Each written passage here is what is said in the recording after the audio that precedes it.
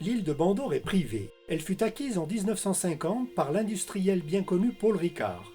Elle dispose d'un petit port, destiné principalement à l'accueil des navettes qui rejoignent en 10 minutes le port de Bandol, ou les usagers des hôtels et résidences de l'île. Pour s'y amarrer quelques heures, on contactera la capitainerie des Ambiers, qui gère le port de Bandor. La longueur est limitée à 12 mètres, le tirant d'eau varie de 1 mètre à 2,8 mètres. De nuit, l'entrée du port se repère par deux feux à un éclat toutes les 4 secondes, rouge à bâbord sur une tourelle blanche et rouge à l'extrémité de la jetée est à l'élévation de 5 mètres, vert à tribord sur une colonne verte à l'extrémité de la jetée ouest à l'élévation de 3 mètres. Les deux feux portent à 4000, soit 7,4 km.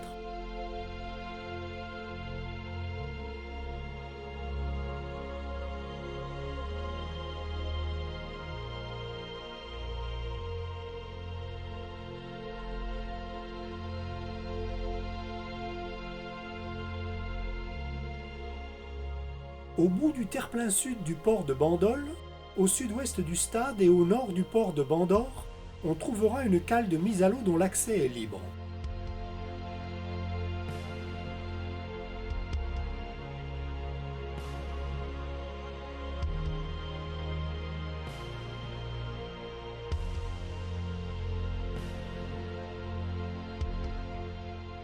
En saison, la plage de Bandor est protégée par une zone réservée uniquement à la baignade, dite Zrub, large de 54 mètres.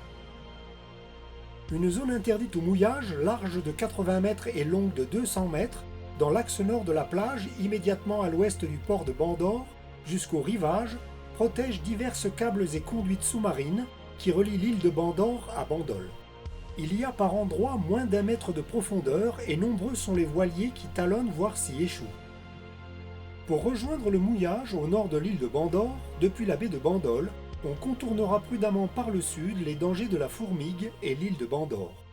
On mouille sur des fonds sableux, dans 3 à 6 mètres d'une eau cristalline, bonne protection des vents de sud et de sud-ouest, beaucoup de monde en journée l'été.